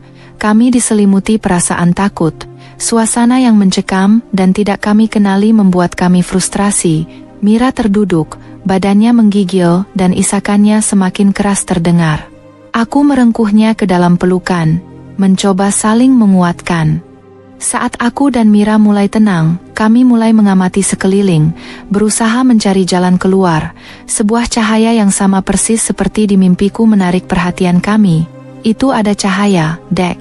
Coba kita ke sana. Meski ragu, aku dan Mira memutuskan mendatangi cahaya itu. Benar saja, cahaya itu bersumber dari sebuah lampu sentir yang ada di dinding sebuah rumah. Rumah yang ada di dalam mimpiku. Seekor burung terbang ke sana kemari, mengitari rumah. Seakan tidak terganggu dengan kedatangan kami, burung itu tetap terbang dan sesekali hinggap di atap rumah. Baik, Mbah, akan saya lakukan ritual itu. Sebuah suara terdengar dari dalam rumah, membuat aku dan Mira saling pandang. Suara siapa itu? Ritual apa yang dimaksud? Lama aku berkecamuk dengan pikiranku sendiri. Seketika ku sadari suara itu tidak asing bagi kami. Mas, bukannya itu suara Pak Harjo? Tanya Mira. Aku mengangguk sembari menempelkan jari telunjuk ke depan mulutku, mengisyaratkan agar Mira tetap diam. Ritual apa, Mas? Tanya Mira lagi. Enggak tahu, Dek, kita dengarkan saja obrolan mereka. Lama kami menguping, namun sepertinya obrolan mereka telah usai. Kriet. Suara khas pintu kayu yang dibuka mengejutkanku dan Mira. Seketika aku menarik Mira menjauh dari rumah itu. Jantungku berdegup sangat kencang, beradu dengan deru nafas kami yang kian terengah-engah. Mas, bagaimana ini?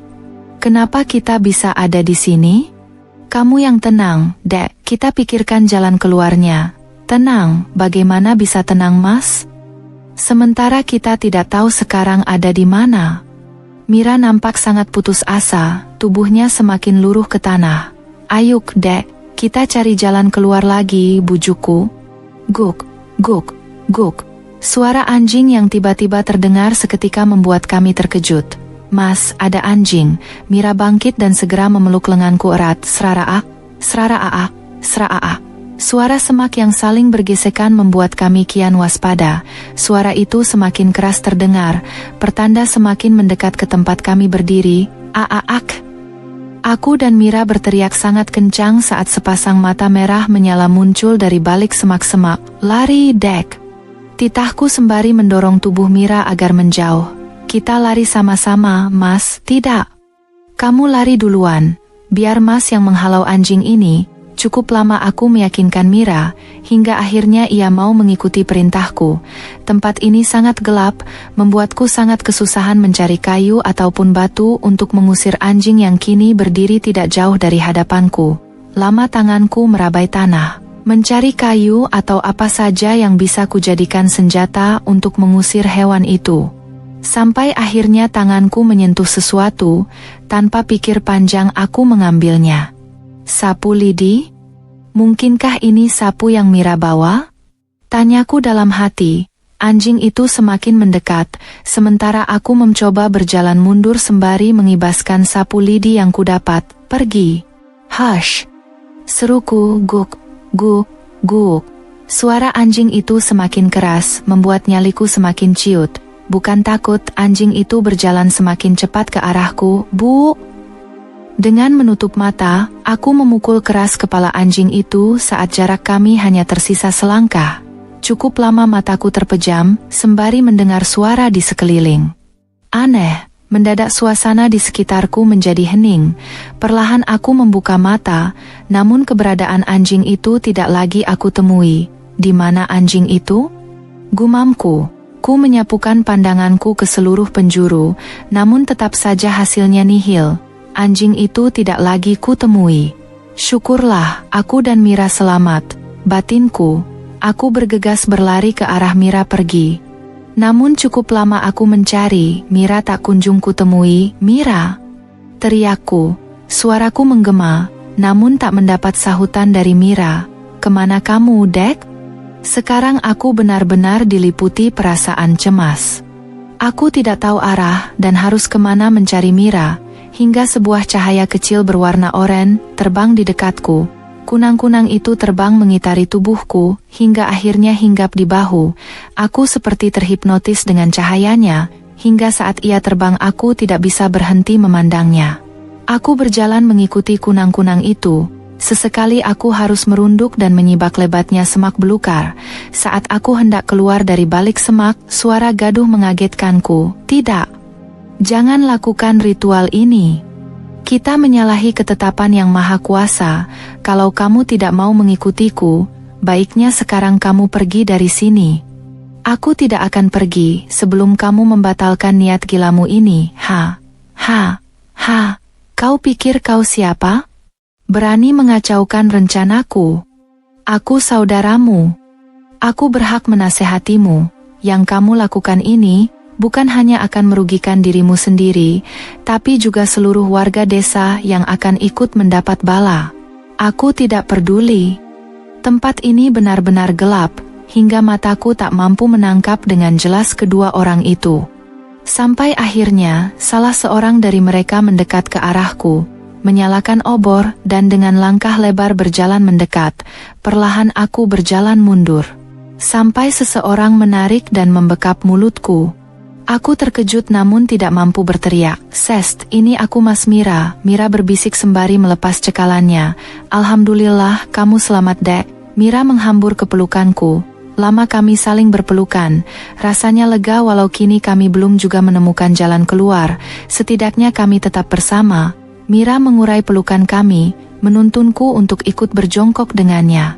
Kami mengendap, mencuri pandang ke arah tempat dilaksanakannya ritual. Sebenarnya mereka berdua tidak bisa melihat kita, Mas. Tapi banyak makhluk penghuni ini yang bisa melihat kita, dan mungkin akan melukai kita karena mereka menganggap kita sebagai penyusup. Terang Mira, kini semua obor telah berhasil dinyalakan, membuat tempat itu menjadi terang. Aku mampu melihat seseorang yang kini berdiri menghadap ke arah kami. Orang itu adalah Pak Harjo. Seseorang lagi membelakangi kami, namun perawakannya sama persis dengan Pak Harjo. Betapa terkejutnya aku saat orang yang bersama Pak Harjo berbalik menghadap ke arah kami. "Pak Harjo ada dua? Kok bisa?" Tanyaku heran. "Itu Pak Harjo dan kembarannya, Mas. Dari mana kamu tahu, Dek?" "Tadi aku dengar saat mereka bertengkar. Bukannya Pak Harjo tidak memiliki kembaran, Dek?" Tanyaku semakin heran. "Entahlah, Mas. Tapi itu Pak Harjo sedang mencoba menghentikan saudaranya untuk melakukan ritual, Mas." Aku manggut-manggut. Paham. Berarti seseorang yang kini mencoba memadamkan setiap obor itu adalah Pak Harjo, sementara yang menyalakan obor itu adalah kembarannya. "Awas!" teriak aku dan Mira. Pak Harjo tidak mendengar teriakan kami, dan kini tubuhnya telah tersungkur di tanah. Sebuah pukulan menghantam punggungnya.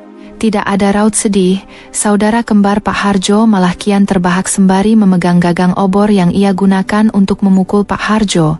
Ia melangkahi tubuh Pak Harjo, dan kembali menyalakan setiap obor yang jumlahnya ada 9. Waaak, waaang, waaak.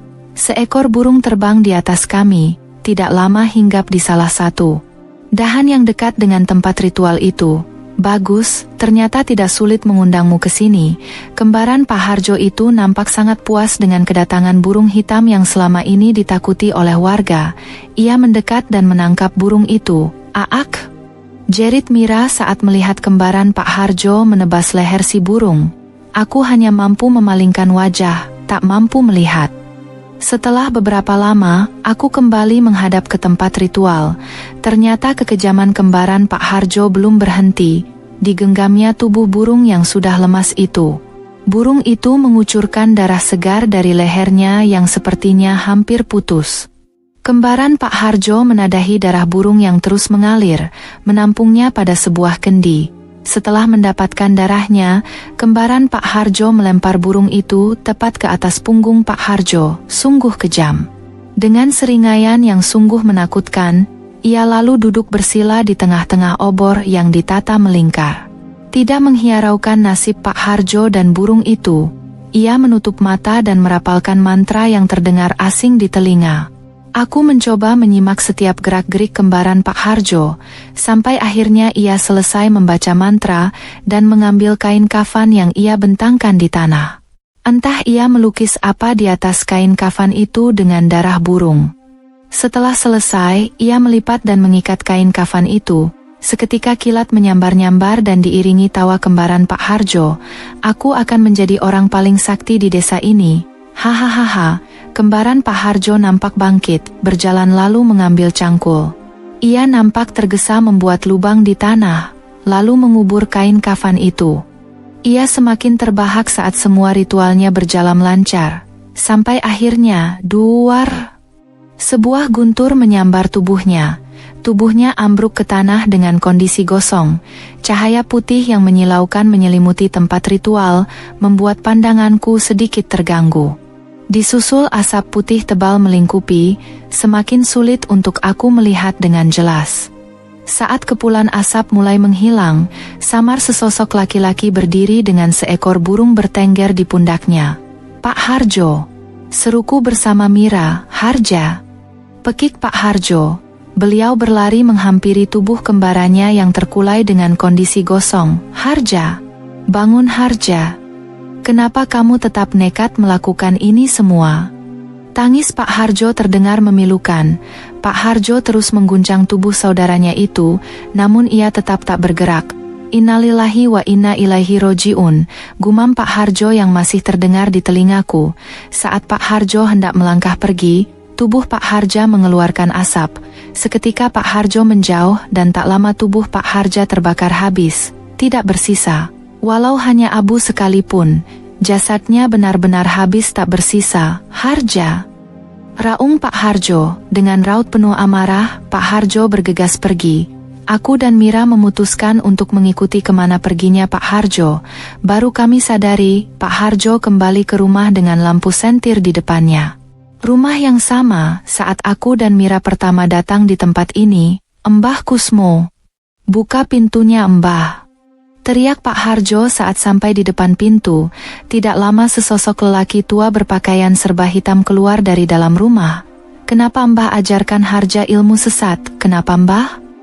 Adik kembarmu bertanya, dan saya hanya menjawab.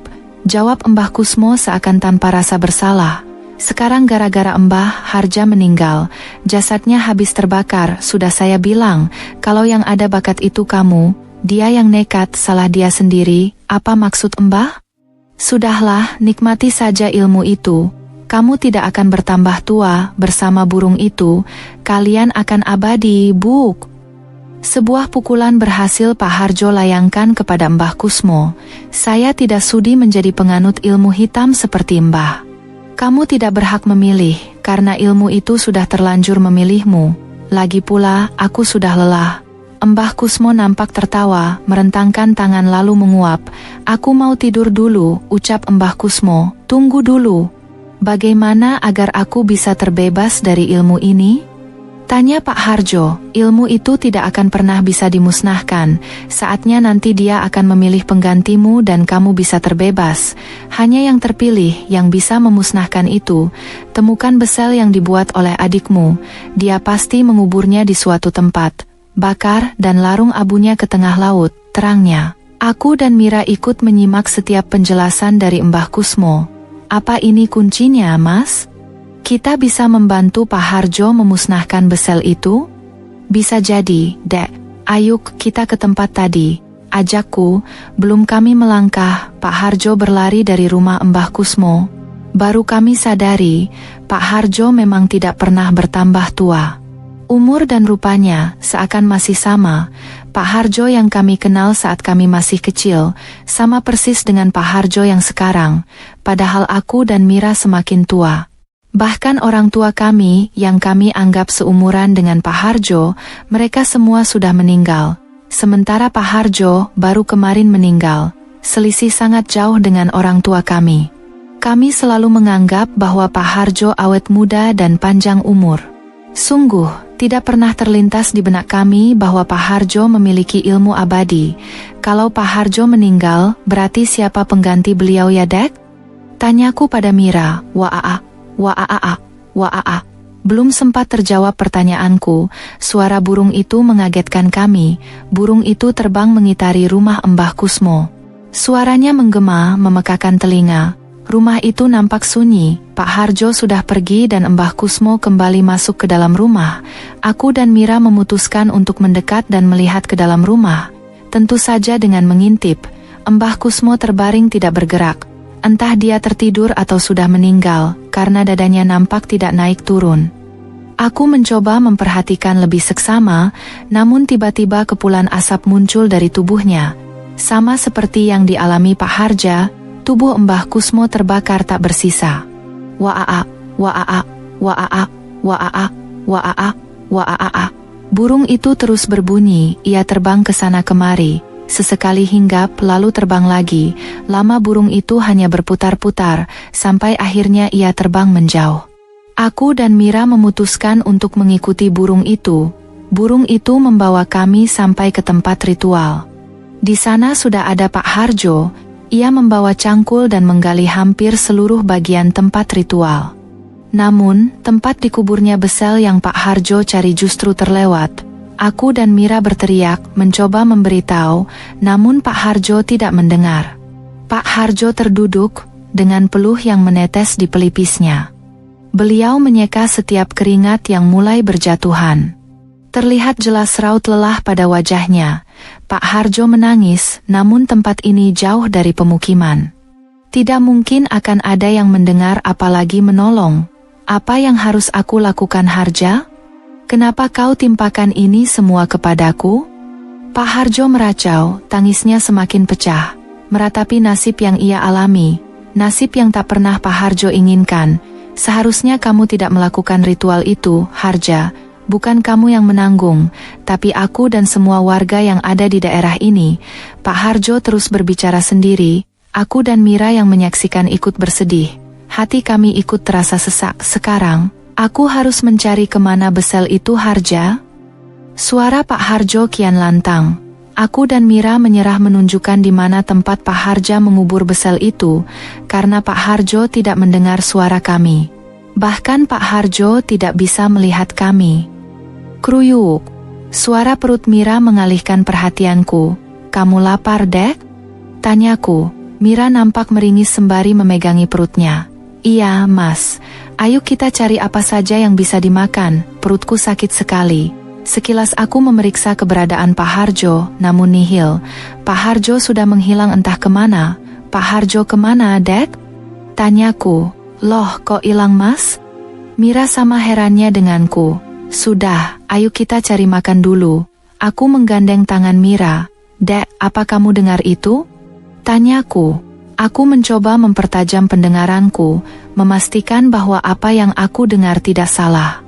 Suara seperti kentongan, riuh terdengar. Iya, Mas, ada orang ronda kayaknya, jawab Mira. Aku dan Mira memutuskan untuk mendekat ke arah sumber suara. Mas, cium deh, ini seperti bau nasi yang baru matang. Aku mengendus, mencoba membaui. Benar, ini bau khas nasi yang baru matang. Perutku kini terasa lapar, seperti Mira. Mira semakin tidak sabar, ia berlari mencari sumber suara dan bau nasi yang baru matang itu, sampai kami melihat sebuah cahaya putih yang sangat menyilaukan. Bau dan suara itu dari sana, Mas.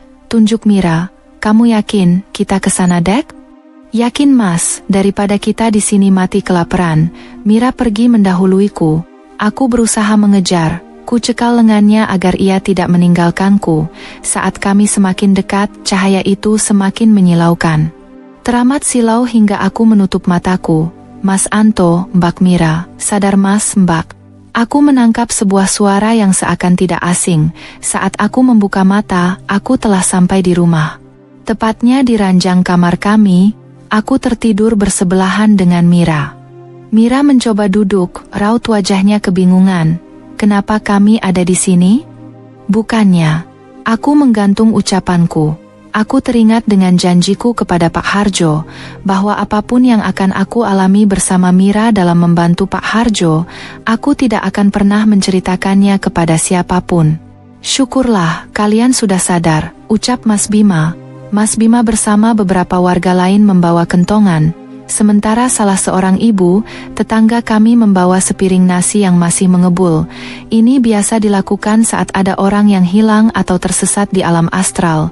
Warga kampung percaya, jika menabuh kentongan dan mengipaskan asap nasi panas sembari memanggil nama orang yang tersesat di alam gaib, bisa menuntun orang tersebut untuk kembali ke alam nyata.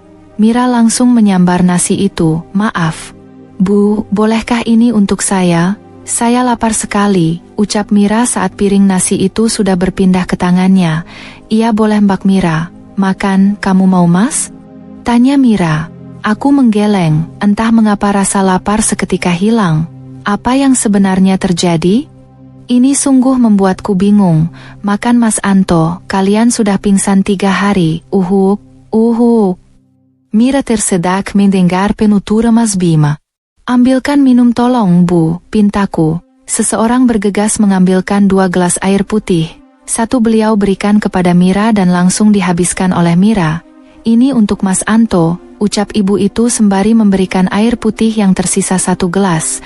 Aku menerimanya, karena tenggorokanku terasa begitu kering. Aku meminumnya hingga tandas. Maksud Mas Bima apa? Pingsan 3 hari? Tanya Mira dengan raut penuh kebingungan. Iya, Mbak. 3 hari yang lalu, selepas subuh saya menemukan Mbak dan Mas Anto pingsan di halaman rumah. Dibantu warga yang kebetulan melintas, saya membawa kalian masuk ke dalam. Sebenarnya apa yang terjadi Mbak? Terima kasih Mas Bima dan semuanya sudah membantu kami.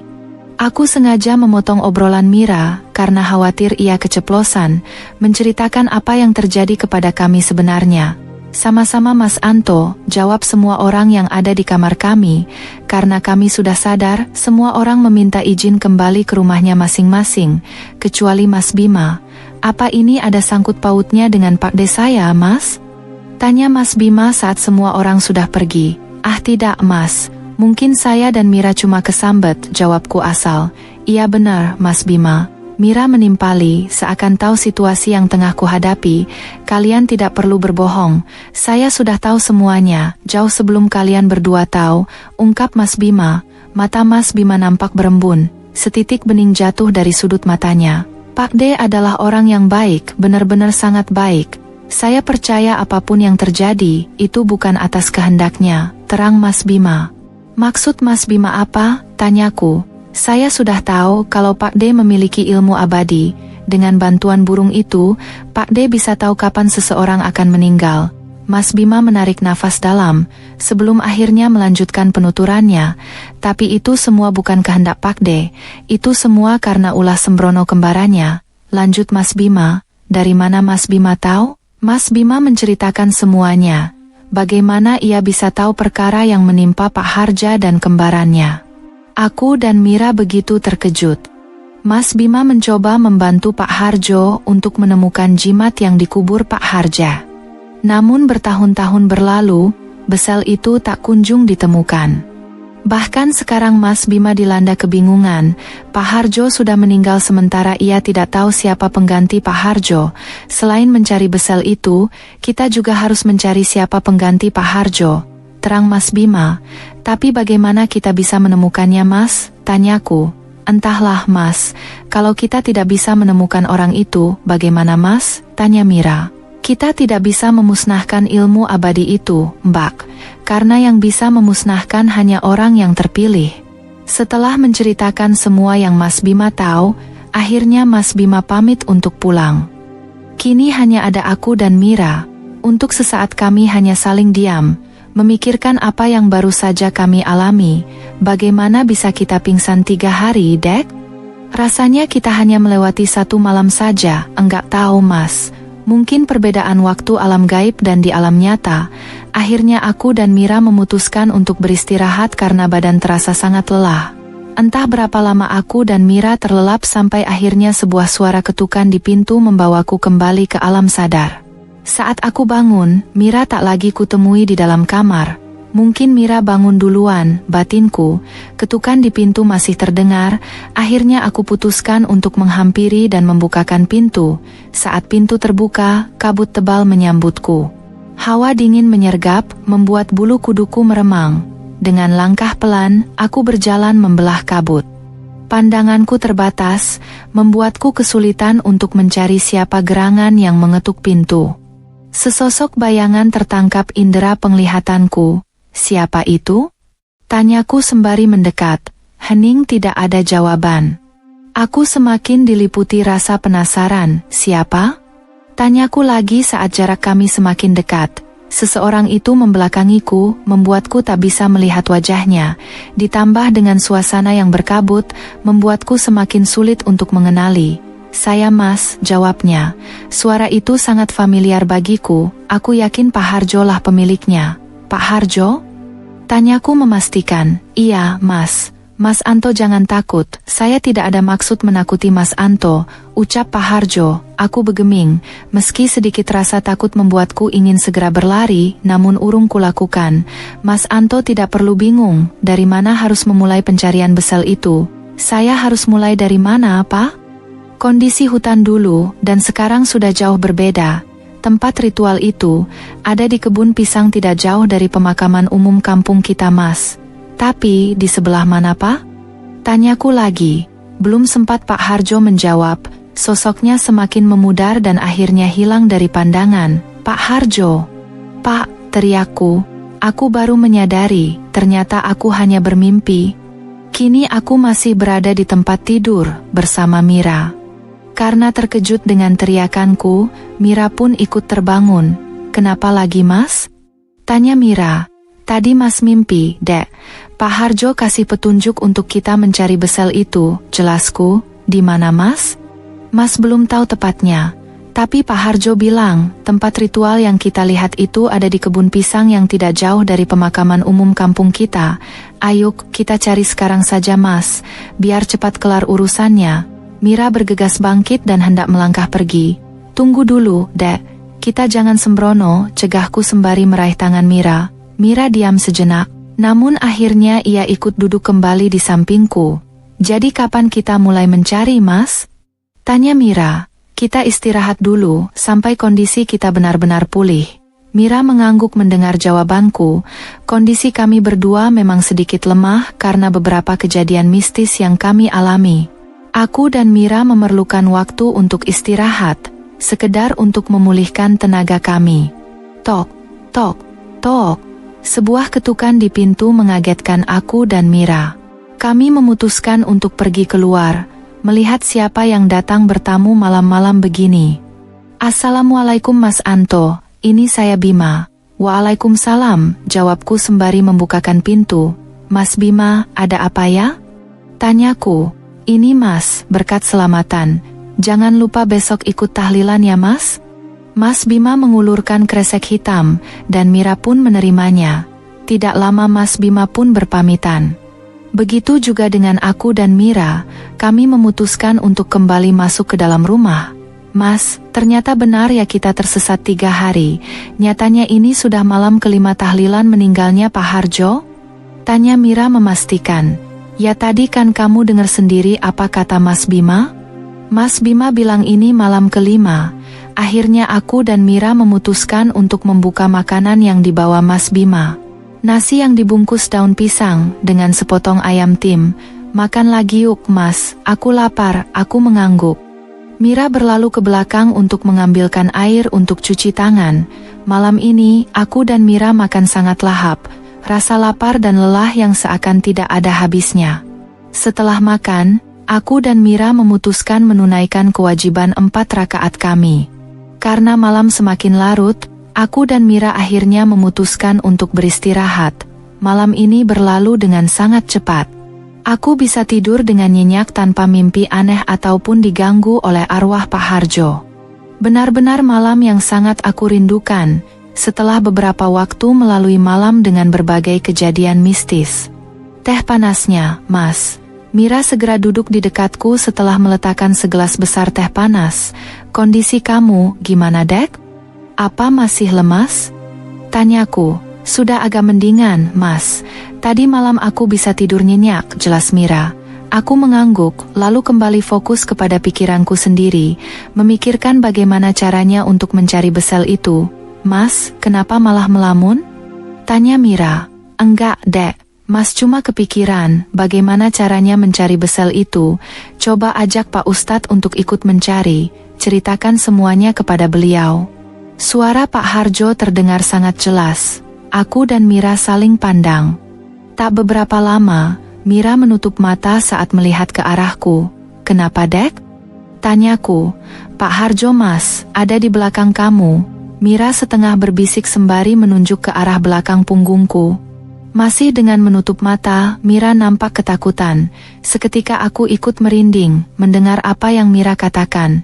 Ingin segera berlari, namun ragu karena di luar juga pasti masih gelap. Karena matahari belum terbit. Waa, waa, waa. Astagfirullah, seruku bersama Mira. Burung itu sepertinya hinggap di atas atap rumah kami. Ada apa ini, Mas? Tanya Mira. Entahlah, Dek. Saat aku dan Mira tengah dilanda ketakutan, sebuah suara seperti benda jatuh mengagetkan kami. Aku langsung mendongak, melihat ke sumber suara. Sebuah cahaya menyerupai kilat muncul disusul kepulan asap yang tiba-tiba mengepul dari atap rumahku. Asap itu turun dan menghembus ke arahku. Seketika semuanya menjadi gelap. Mas, wajah Mira menyambutku saat aku membuka mata. Mas, kenapa, Dek? Mas pingsan di meja makan. Aku bergeming, mencoba mengingat apa yang baru saja terjadi. Kepingan kejadian mulai terbayang dalam ingatan, kilat cahaya dan kepulan asap hingga semua mendadak gelap. Sebuah cahaya sentir menarik kesadaranku. Saat aku mulai membuka mata, aku tersadar bahwa aku telah berada di tempat ritual yang pernah aku datangi bersama Mira. Waa, waa, waa. Suara burung itu menggema. Begitu juga dengan kepak sayapnya. Namun entah di mana keberadaannya. Aku mencoba mendongak mencari di mana keberadaan burung itu. Saat aku mulai lelah mencari keberadaan burung itu, aku dikagetkan oleh sesuatu yang mendadak hinggap di bahuku. Burung ini. Ucapku kaget. Dia memilihmu, Mas. Suara Pak Harjo terdengar sangat jelas. Perasaan terkejut dan takut bercampur menjadi satu. Sampai akhirnya aku terpleset dan jatuh. Saat aku mencoba bangun, ternyata sudah ada Mira di dekatku. Mas, kenapa melamun lagi? Tanya Mira. Mas lagi ingat-ingat kejadian waktu Mas pingsan, Dek. Mas sudah ingat? Apa yang terjadi, Mas? Aku menggeleng, bukan bermaksud menakuti Mira. Hanya saja, aku tidak ingin membuatnya merasa khawatir. Beberapa hari berlalu, aku mulai terbiasa melihat burung itu berterbangan di sekitarku. Meski saat ia bersuara aku masih saja diliputi rasa khawatir. Aku takut kalau ada orang terdekatku yang akan meninggal. Aku harus segera mencari besel itu. Bukankah hanya orang yang terpilih yang bisa memusnahkan ilmu ini, dan burung itu sudah memilihku, batinku. Meski langit mulai gelap, aku memutuskan untuk segera pergi ke kebun pisang itu. Mas mau kemana? Udah mau maghrib, teriak Mira dari dalam rumah. Mas hanya pergi sebentar, Dek. Setelah menjawab pertanyaan Mira, aku bergegas pergi ke kebun pisang di dekat area pemakaman. Jalanan begitu sepi, karena memang warga kampung ini pantang keluyuran di saat waktu maghrib tiba, kecuali pergi ke langgar. Tidak terasa aku telah sampai di kebun pisang. Belum terlalu gelap, sehingga aku masih mampu untuk melihat dengan jelas. Di mana ya? Gumamku, di dekat bonggol kayu lapuk itu. Sebuah bisikan terdengar, Mas. Tanpa menoleh, aku bisa memastikan bahwa Mira lah yang memanggilku. Kenapa nyusul ke sini, Dek? Tanyaku tanpa menoleh. Mas lupa bawa cangkul. Mira menyodorkan sebuah cangkul kecil, dan aku pun menerimanya. Sudah tahu di mana tempatnya, Mas? Sudah, Dek, di bonggol kayu itu, tapi Mas juga belum yakin. Biar aku bantu, Mas. Tanpa menunggu lama, Mira mendekat ke bonggol kayu yang kumaksud. Mira berjongkok dan memegang bonggol kayu itu. Benar, Mas, di sini, aku lihat. Ini adalah tempat ritual itu dan sepertinya memang posisi besel itu dikubur di sini. Aku dan Mira langsung menggali. Cukup lama, sampai akhirnya cangkulku seperti menabrak sesuatu. Ada apa, Mas? Tanya Mira saat aku berhenti mencangkul. Coba kamu nyalain korek ini, Dek. Dengan cahaya korek api yang Mira nyalakan, aku coba menyibak tanah yang telah kucangkul. Sampai akhirnya tanganku mengapai sesuatu. Itu apa, Mas? Sebuah gulungan kain dengan susah payah aku tarik bersama Mira. Ini dek beselnya, tunjukku. Saat aku dan Mira hendak membakar besel yang kami temukan. Suara gaduh menghentikan kami. Itu di sana, Mbak Mira dan Mas Anto sedang ritual ilmu hitam. Suara yang sungguh membuat kami terkejut. Fitnah apa ini? Aku dan Mira mematung saking terkejutnya. Ada apa ini Mas Bima? Tanyaku. Mas Bima seperti memimpin rombongan warga. Jangan berlagak bodoh Mas Anto. Kami semua ada di sini untuk menangkap basah Mas Anto dan Mbak Mira yang sedang melakukan ritual ilmu hitam. Seru Mas Bima, bakar saja mereka, bakar, bawa sial saja, iya benar, bakar saja. Sahut-sahutan warga membuat Mira menangis, badannya gemetar, ia pasti tengah ketakutan.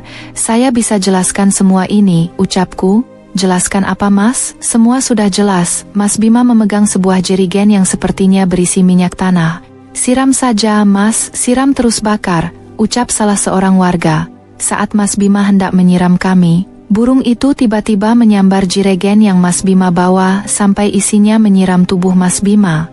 Semua terperangah dan lari ketakutan. Hanya beberapa orang yang tetap tinggal, sampai akhirnya Pak Ustadz datang. Mas Bima, jangan asal fitnah, apalagi untuk kepentingan Mas Bima sendiri. Maksud Pak Ustadz apa? Tanya Mas Bima. Mas Bima paham apa maksud saya. Bapak-bapak yang ada di sini, tolong dengarkan saya.